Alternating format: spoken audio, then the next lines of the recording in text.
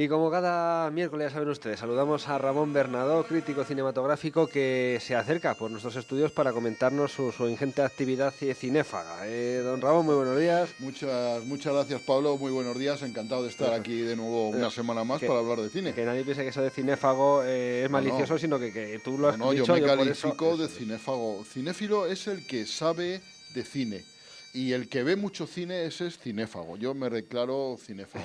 No llego a ser cinéfilo, solo cinéfago. Bueno, pues un cinéfago ilustre en cualquier caso para hablar eso, de qué películas Pues se vamos a han visto empezar, estos días como por todas las Guadalajara. semanas, pues del Cine Cruz al Carreño.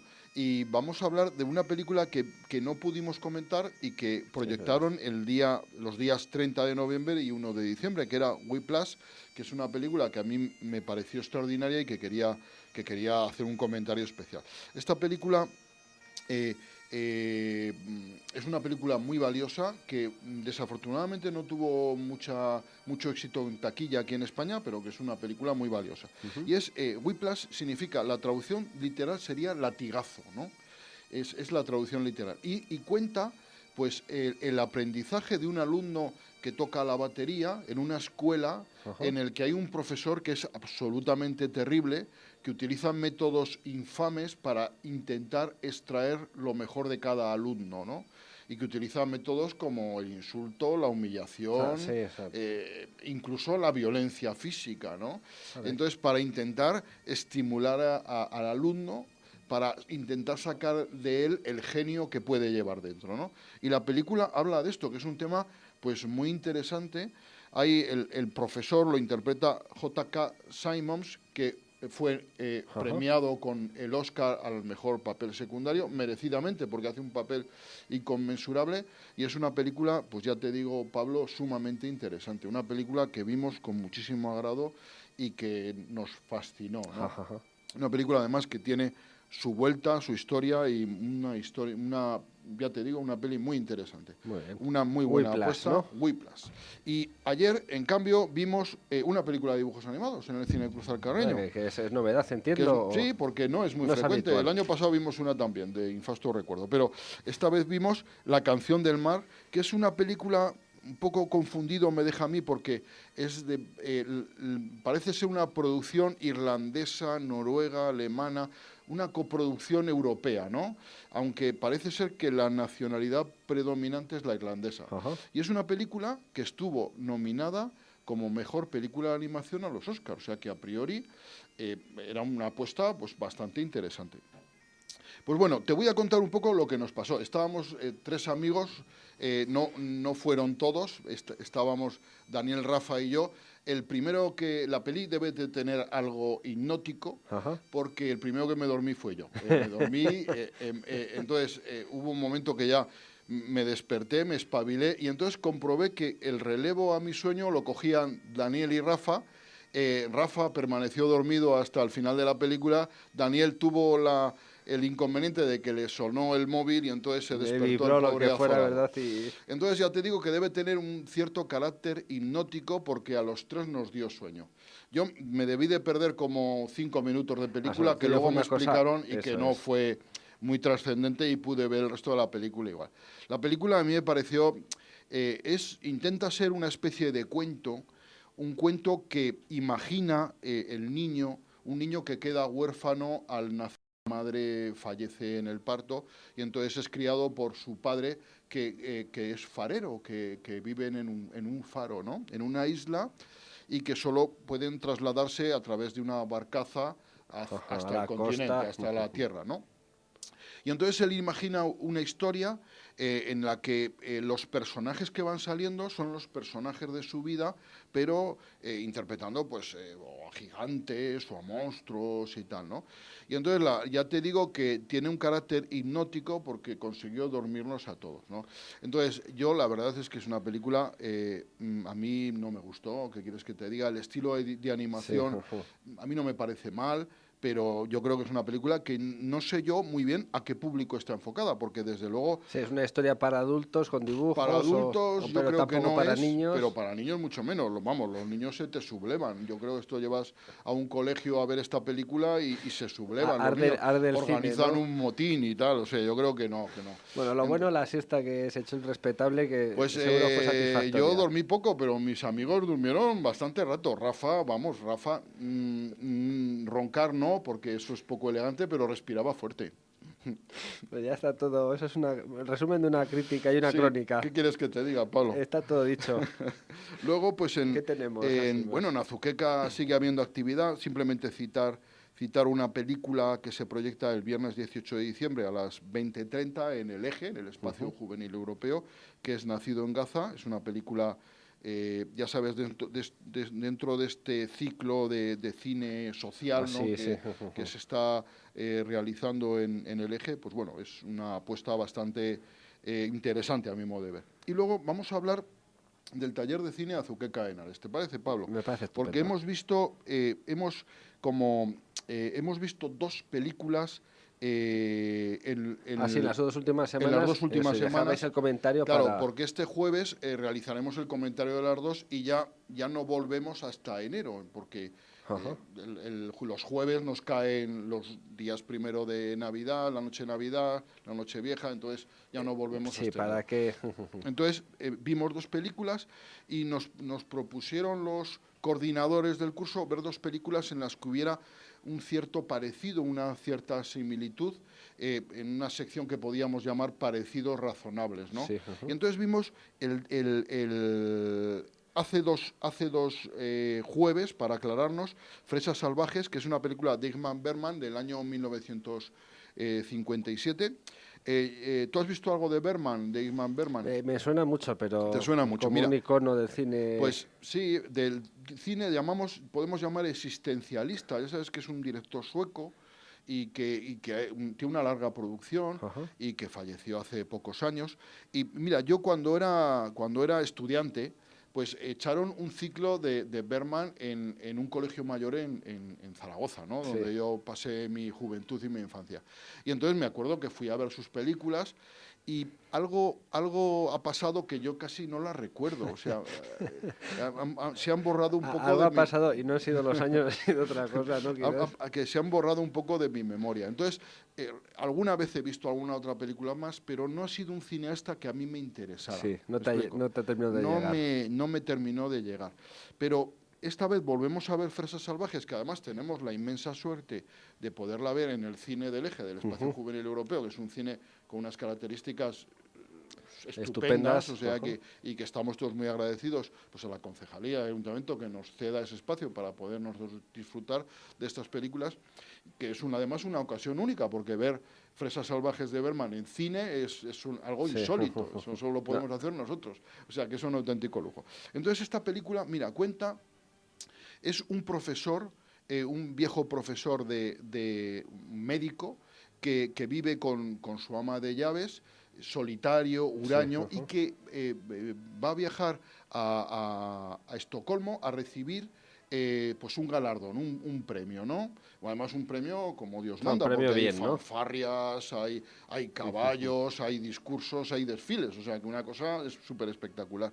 Y entonces él decide hacer el viaje, pues en lugar de en avión, decide hacerlo en coche. Entonces sale temprano por la mañana y le acompaña su nuera, que se ha separado de su hijo, ¿no? Y durante el camino pues se van encontrando personajes diferentes que algunos les van acompañando y él va teniendo recuerdos, ensoñaciones de su vida, ¿no? Y entonces vamos viendo cómo ha sido su vida, cómo fue un poco su juventud, sus relaciones con su esposa, que ya ha fallecido, y de eso va la película, ¿no? Entonces es una especie de road movie vital, ¿no? Aparte de también. O sea, y entonces está en la frontera de momento, entre algo estupendo y algo que no es tan estupendo. Bueno, pues hay un momento en que él sueña y tiene un sueño que es puramente buñueliano, ¿verdad? De Buñuel. Sí. Y que es un sueño estrambótico, como podía ser de perfectamente una película de Buñuel, y que yo creo que es un homenaje a Buñuel, ¿no? Buñuel hubiera sabido hacerlo mejor, porque ya sabes que Buñuel insertaba en la realidad lo que parecía un sueño o lo que podría ser un sueño, pero él lo insertaba y le daba naturalidad. Y eso es una cosa muy difícil. Buñuel es un autor único, ¿no? Es un autor único que no se ha repetido y nadie es capaz de volver a hacer algo como hizo Buñuel, ¿eh? Yo soy un gran admirador del genio de Calanda, se nota, no puedo evitarlo, y desde luego a mí me parece absolutamente maravilloso. Entonces, Bergman inserta este sueño, que es un sueño, ya te digo, muy de Buñuel, pero es un sueño. O sea, se nota que es un inserto dentro de una narración con una lógica diferente al sueño, ¿no? Entonces, es un homenaje y que no alcanza, diríamos, en la categoría de verdad de película imitadora de Buñuel, ¿no? Pero en cualquier caso, a mí me parece una película muy valiosa, una película que además da mucho para comentar. Bueno, esto estuve buceando en internet, hay 1000 cosas sobre esta película, no te puedes son fresas salvajes. Fresas salvajes, 1000 cosas sobre esta y entonces decidí no leerlas porque había tantas que me dio hasta pereza. Entonces he hecho un comentario en mi blog que cualquiera que cualquiera que entre puede leerlo y es un comentario ajeno, diríamos, a lo que hay publicado, es un comentario que no tiene referencias, ¿no? Es un comentario puramente mío. Entonces, con eso me arriesgo y desde luego con eso, pues doy un poco para la polémica para mis compañeros del taller de cine para que podamos... ¿Pero recomendarías la película? Yo la recomiendo, sí, la recomiendo. Es una película muy interesante y muy curiosa, ¿no? Hay una, ¿sabes? Que es Max von Sydow, ¿sabes? Es un actor sueco muy conocido y tal, que ha hecho papeles muy... Y entonces salí súper joven ahí, y es muy curioso que, por cierto, Max von Sydow sale en la próxima entrega de Star Wars, de la que tenemos que hablar, sí. Hablaremos mucho porque ya sabes que yo soy Star Wars maníaco, me honro en serlo y me vanaglorio de serlo y espero que podamos hablar de ella bastante. Vale, avanzamos si quieres, Pablo, para no entretenernos demasiado. Y bueno, y este jueves pasado vimos en el taller de cine Azuqueca de Henares una película de Woody Allen, Desmontando a Harry, que es una película, mira, es una película que se realiza en 1997. Entonces, de esto que voy a contar, a lo mejor no tendría interés si Woody Allen no hiciera de alguna manera alguna referencia de ello en su película, ¿vale? Entonces, en mi blog cuento el lío que se montó antes del rodaje de esta película. Porque ya sabes que Woody Allen se separa de Mia Farrow. Mia Farrow le acusa de abusos sobre una de sus hijas, ¿vale? Y luego posteriormente sobre otra.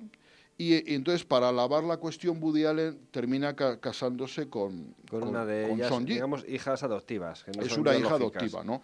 En el momento en el que, en el 91, que es cuando estalla el escándalo, pues Allen tenía 56 años y su hija adoptiva, Sunji, tenía 20. O sea que había una clara diferencia de edad. Es un asunto ahí muy difícil, ¿verdad?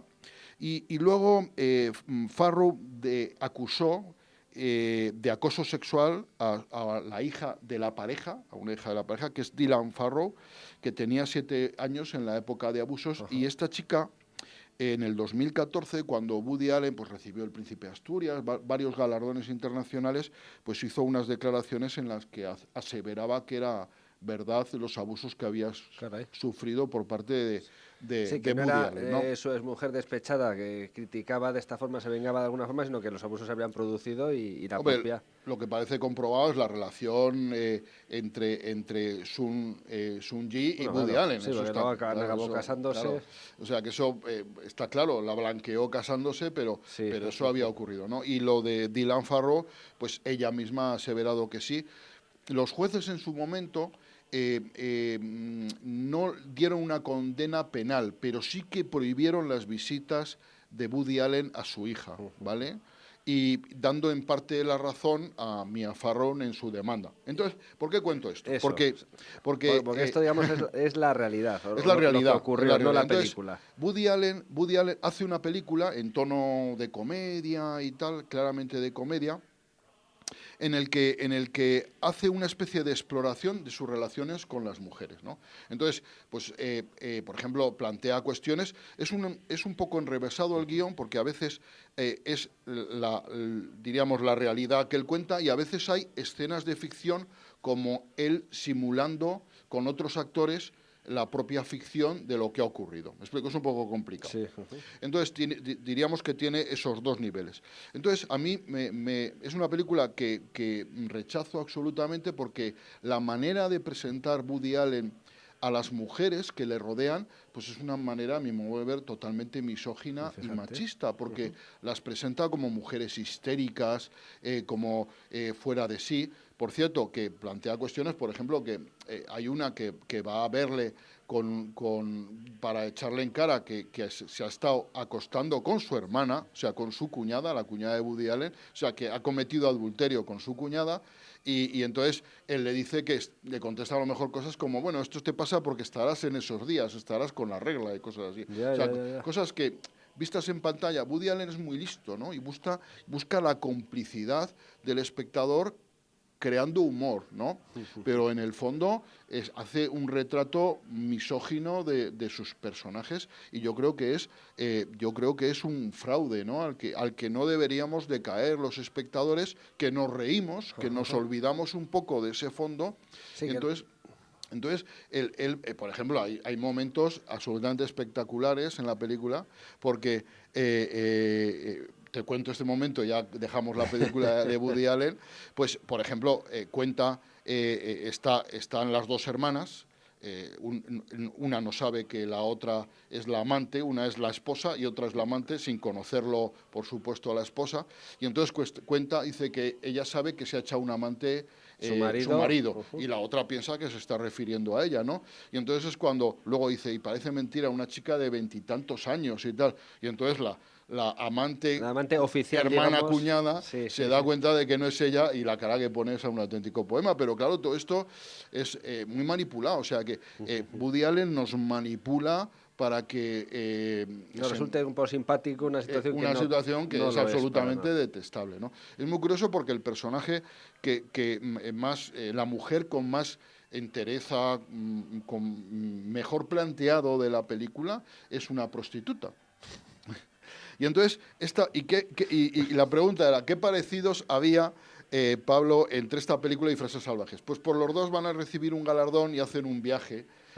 Ese es el parecido, ¿no? Ese es el parecido. Y que en cierta manera rememoran algo su vida. Vale, perfecto. Pues de esto hemos hablado, del taller de cine Azuqueca de Henares. Pablo, ¿quieres que hablemos de un apunte? Bueno, pues 60 mira, segundos. Como ya son 59. Ya sabes que yo pertenezco a la Asociación de Informadores Cinematográficos de España, y damos unos premios que son los premios Feroz. Hemos votado ya para elegir los candidatos a los premios Feroz, y que se realizará una gala de entrega de premios, pues a mediados de enero. Y te voy a citar solo las películas que hemos seleccionado como mejor película. Sabes que en los Feroz se elige mejor película dramática y mejor comedia. Entre las dramáticas tenemos A cambio de nada, Daniel Guzmán, que es una...